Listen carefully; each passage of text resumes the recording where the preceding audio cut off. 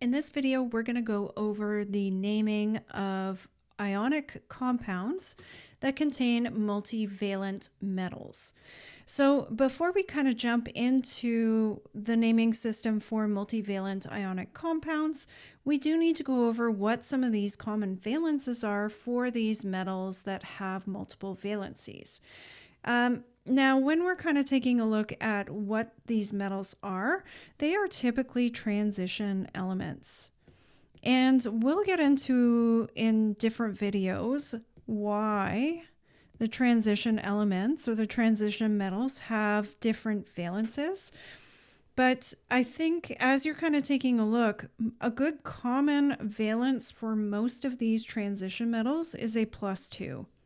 So you can see most of them, except for gold here, one of the exceptions, and then silver's an exception too. Everything else has a +2 valence. So that's kind of a good little hack to know. And then looking at some of our other metals, like for example, copper and mercury have +1 and +2. Gold's +1 and +3. And then we've got a few metals, cobalt, iron, nickel are all +2, +3. And then tin, lead, manganese are all +2, +4.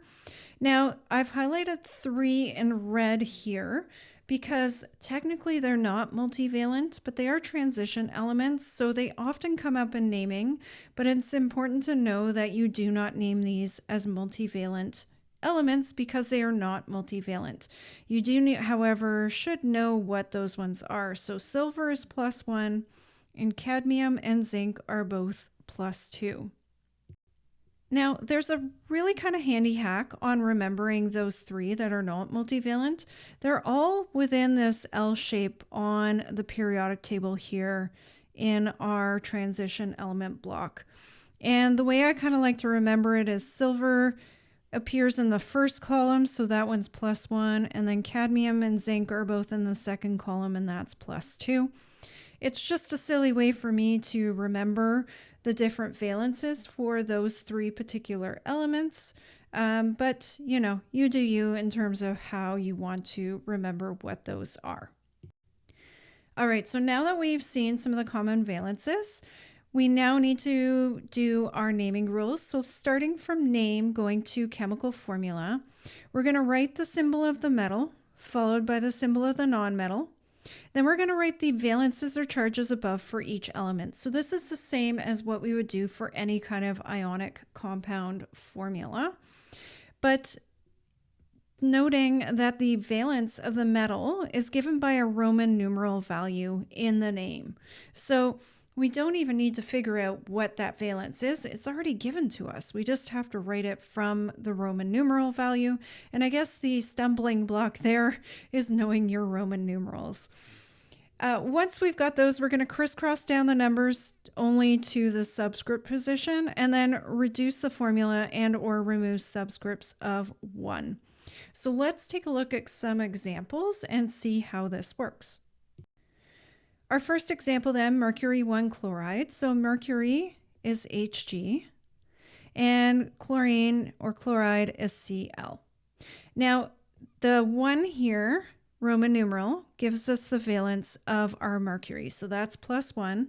And then using the periodic table, chlorine has a valence of -1.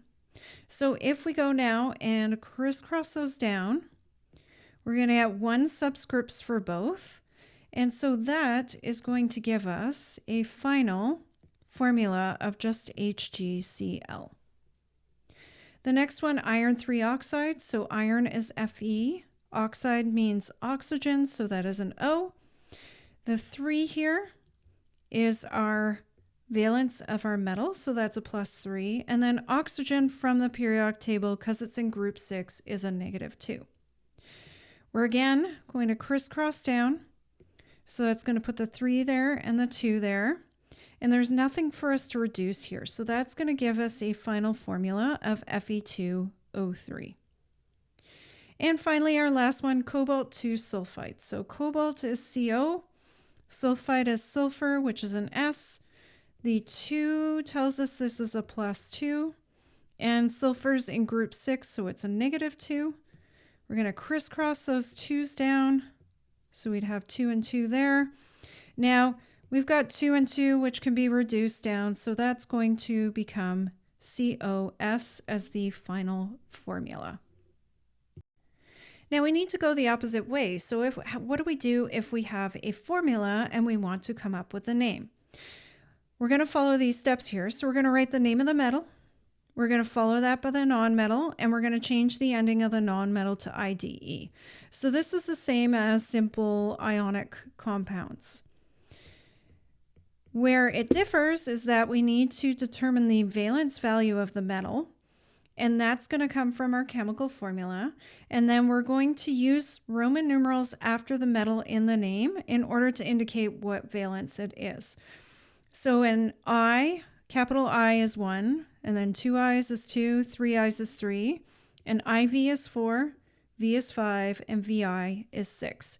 You shouldn't need above 6. Nothing's really a valence above 6. So let's take a look now. We got PbO2. Okay, so Pb is lead, so we're going to write down lead. And O is oxygen, so that becomes oxide. So we're changing the ending to IDE. Now we need to figure out what the valence of the lead is. We know it's multivalent, so we kind of need to do a little bit of detective work and work backwards. We're going to base it off of our nonmetals. So oxygen is -2.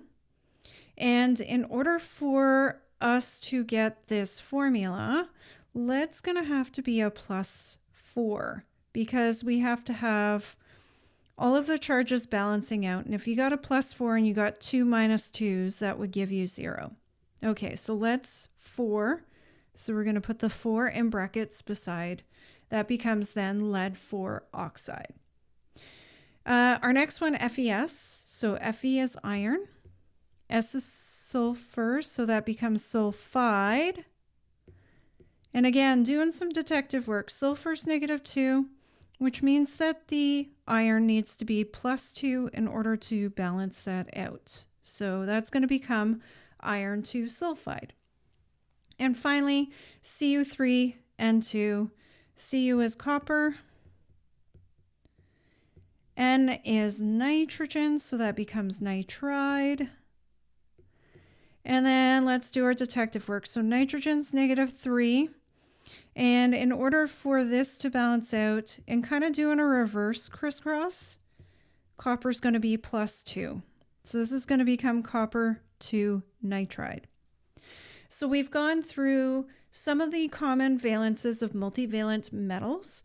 We've gone through how to go from name to formula and formula to name. That's it then for this video. We'll see you in the next one.